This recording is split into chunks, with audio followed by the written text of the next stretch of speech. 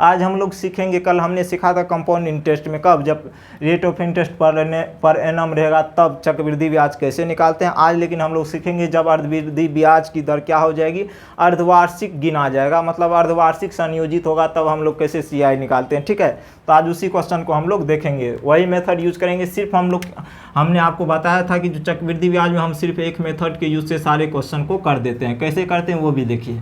अब यहाँ पे देखेंगे आप प्रिंसिपल का वैल्यू 10,000 है, rate of interest 10% per annum है, मतलब वार्षिक है, टाइम आपको 1 ईयर दिया है, CI आपको क्या है, हाफ ईयरली दिया है। लेकिन क्वेश्चन में आपसे ये कह दिया गया है कि चक्रवृद्धि ब्याज की दर जो है अर्धवार्षिक संयोजित है। तो अब यहाँ पे हमको क्या करना पड़ेगा, इन दोनों डाटा को अर्धवार्षिक में कन्वर्ट करना पड़ेगा। अर्धवार्षिक में कैसे करेंगे, जो भी रेट रहेगा उसको आप क्या कर देंगे, हाफ कर देंगे, ये कितने हो जाएंगे, 5%। ठीक है, और टाइम जो भी रहेगा उसमें आप 2 से गुना कर दीजिए, तो ये कितने हो जाएंगे, 2 हाफ ईयरली। अब ये क्या हो जाएंगे, हाफ ईयरली। अगर 2 से आपको गुना नहीं करना है तो आप ये सोच सकते हैं एक साल में कितने हाफ ईयरली होते हैं, 2 हाफ ईयरली। अब आपको इस क्वेश्चन में इसका कोई भी रोल नहीं है, चूँकि क्वेश्चन में अर्धवार्षिक कहा गया तो हमने डाटा को अर्धवार्षिक में क्या किया, कन्वर्ट कर दिया। ठीक है, और प्रिंसिपल आपका कितना है, 10,000। ठीक है, यहाँ तक।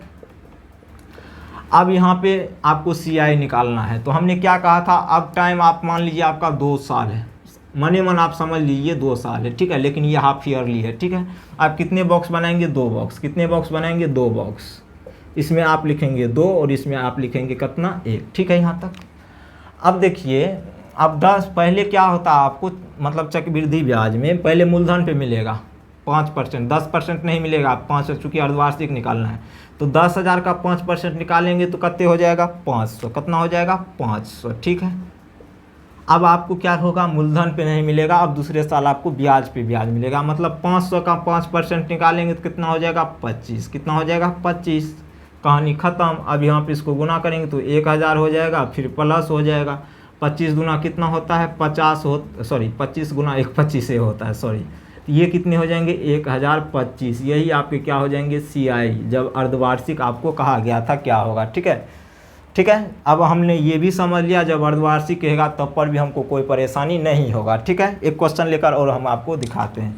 जैसे समझ लिए प्रिंसिपल आपका 20,000 है, कितना है, 20,000 रुपया। ठीक है, रेट ऑफ इंटरेस्ट मान लेते हैं 20% पर एनम है। ठीक है, और टाइम दे देता आपको 1.5 ईयर्स का। कितना ईयर्स का, 1.5 ईयर्स का। तब आप क्या करते हैं, तो कुछ नहीं करना है, यहाँ पे भी क्वेश्चन में आपको दिया रहेगा कि चक्रवृद्धि ब्याज की दर क्या है, अर्धवार्षिक है, तो आप हमें क्या करें, CI बताएं क्या होगा। ठीक है, तो आप इसको क्या करेंगे, अर्धवार्षिक में कन्वर्ट करेंगे, तो क्या करेंगे, इसको 2 से डिवाइड करेंगे तो 10% क्या हो जाएगा, ये हाफ ईयरली में आ जाएगा। ठीक है, और टाइम कितना है, 1.5 साल, तो 1 साल में 2 हाफ ईयरली, तो 1.5 साल में कितने हाफ ईयरली, 3 हाफ ईयरली। ठीक है, टाइम कितने हैं, 3 हाफ ईयरली। ठीक है, और बॉक्स जो हम बनाते हैं टाइम के हिसाब से ही बनाते हैं, तो यहाँ कितने बॉक्स बनेंगे, 3, चूँकि 3 हाफ ईयरली है तो 3 बॉक्स बनाना है। कितना बॉक्स बनाना है, 3 बॉक्स। ठीक है, और यहाँ पे क्या लिखना है, 3, और यहाँ पे लिखना है 2, और यहाँ पे 1। अब इस बॉक्स में क्या होगा, पहले मूलधन पे ब्याज मिलेगा आपको कितना, 10%।